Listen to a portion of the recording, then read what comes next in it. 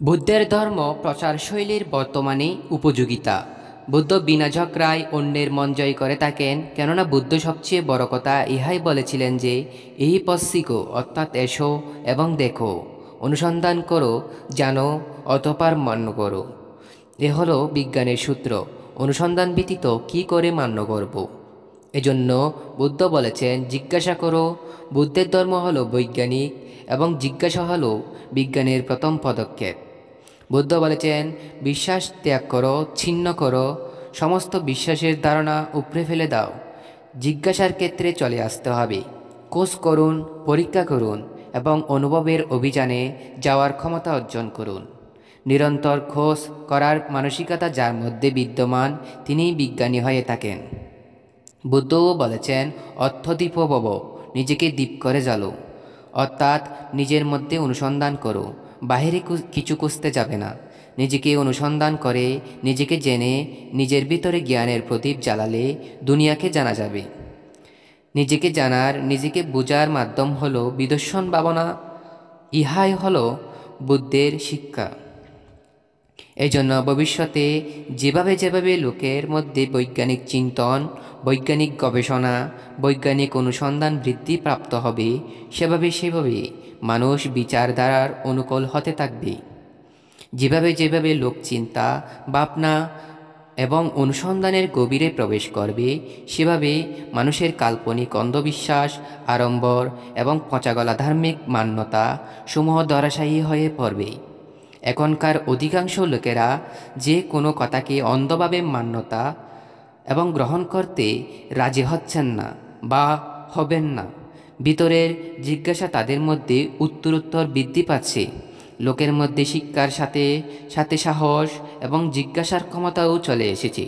অমানবীয়, কাল্পনিক এবং অন্ধবিশ্বাসপূর্ণ কথাসমূহের বিরুদ্ধে মানুষ বিদ্রোহ করতে থাকলে তখন বুদ্ধের বাণীসমূহকে লোক নিজেদের আরও নিকটতর, প্রিয়তর এবং কাছের মনে করবে। আজ সমগ্র দুনিয়ায় যতই শ্রদ্ধা এবং সম্মান বুদ্ধের প্রতি মানুষের রয়েছে, সেরকম অন্য কারোর প্রতি নেই। সাধারণ ব্যক্তিরাই কেবল নয়, বরং অসংখ্য বিজ্ঞ, বিবেচক, লেখক, সাহিত্যিক, কবি, দার্শনিক, চিন্তক, শিল্পী এবং বৈজ্ঞানিকদের মনেও বুদ্ধের প্রতি প্রগাঢ় শ্রদ্ধা এবং সম্মান রোজ বৃদ্ধি পাচ্ছে। এবং সাথে সাথে বাকি লোকদের প্রতি, তাদের ধর্ম প্রবর্তকদের প্রতি এবং তাদের ধর্ম ব্যর্থাদের প্রতি সেরকমভাবে দিনে দিনে শ্রদ্ধা, সম্মান ও বিশ্বাস কমতে যাচ্ছে।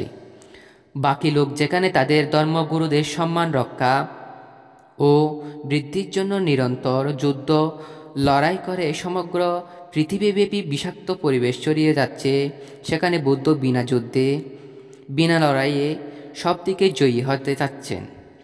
দিকে দিকে ছড়িয়ে পড়ছে ও প্রসারিত হচ্ছে তার অমৃতময় সুধা মিশ্রিত বাণী। কেননা বুদ্ধের বাণীতে প্রেম, মৈত্রী, করুণা এবং দয়ার সাথে সাথে তর্ক, বিবেক এবং বিজ্ঞান রয়েছে। তাতে মনুষ্যদের সুখ, শান্তি এবং কল্যাণের মার্গ সমাহিত রয়েছে। বুদ্ধের ধর্ম দেশনার কলা এবং ব্রাহ্মণেরা যারা বুদ্ধের ঘোর বিরোধী ছিলেন, তারাই হয়েছিলেন তার ধর্মের নিষ্ঠাবান ধ্বজাধারী বাহক এবং তারাই ধর্মচক্রের গতিদানকারী হয়েছিলেন।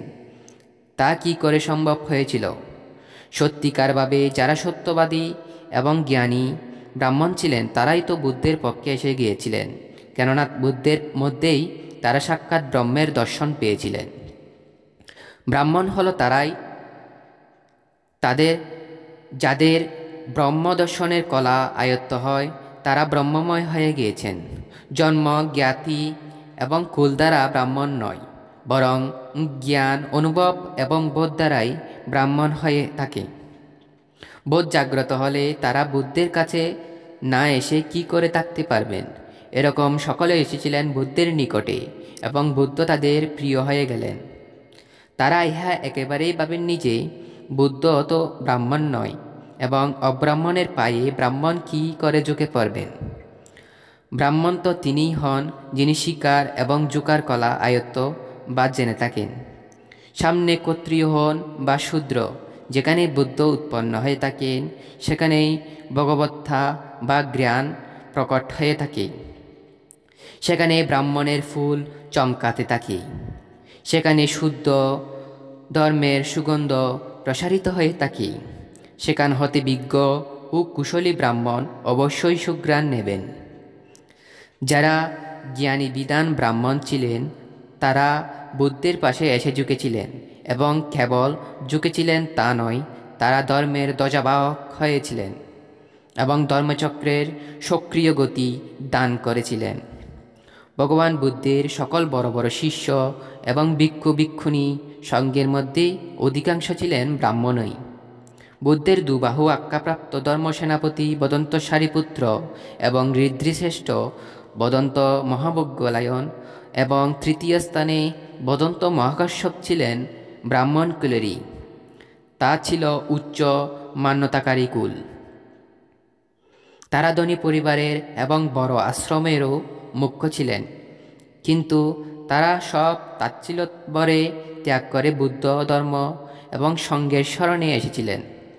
এবং যে সকল ব্রাহ্মণ এরকম চিন্তা করেছিলেন যে তারা ব্রাহ্মণ ঘরে জন্ম নিয়েছেন, জন্ম হতে ব্রাহ্মণ, বেদ কণ্ঠস্থ করেছেন, শাস্ত্রজ্ঞানী হয়েছেন, মহন্ত মহাধীশ মঠাধীশ বা পুরোহিত হয়ে আছেন, তারা বুদ্ধকে গ্রহণ করেননি বা করতে পারেননি।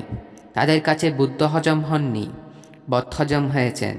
কেননা যখনই বুদ্ধের মতো মহামানব উৎপন্ন হয়ে থাকেন, তিনি মানব কল্যাণের জন্য ধর্মের নামে কাল্পনিক নানা কর্মকাণ্ড, নানা অন্ধবিশ্বাস, অমানবীয় নানা শাস্ত্র এবং শোষণের বিরুদ্ধে শক্তভাবে মাথা উঁচু করে দাঁড়িয়ে থাকেন।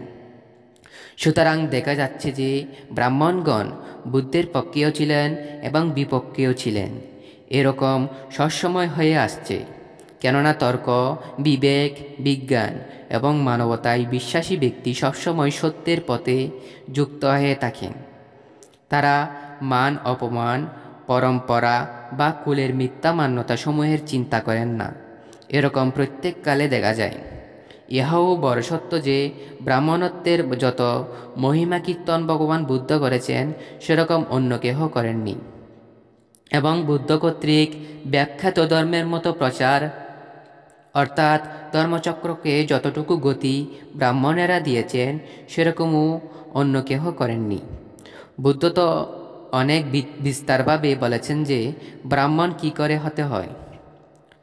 বুদ্ধের সময়কালে বদন্ত সারিপুত্র, বদন্ত মহামজ্ঞলায়ন, বদন্ত মহাকাশ্যপ এবং মধ্যকালে বদন্ত কুমারজীব ও আধুনিককালে মহাপণ্ডিত রাহুল সংকৃত্তায়ন, বদন্ত ডক্টর জগদীশ কাশ্যপ এবং বদন্ত আনন্দ কৌশলায়নের মতো ব্রাহ্মণজাত ধর্ম বাহকদের উপর সম্পূর্ণ বিশ্বের অর্থে গর্ব হয়, যারা প্রেম, করুণা, মৈত্রী সম্পন্ন বুদ্ধবাণীর দ্বারা মানব জগৎকে সমগ্র বিশ্বব্যাপী মহান সেবা করেছেন।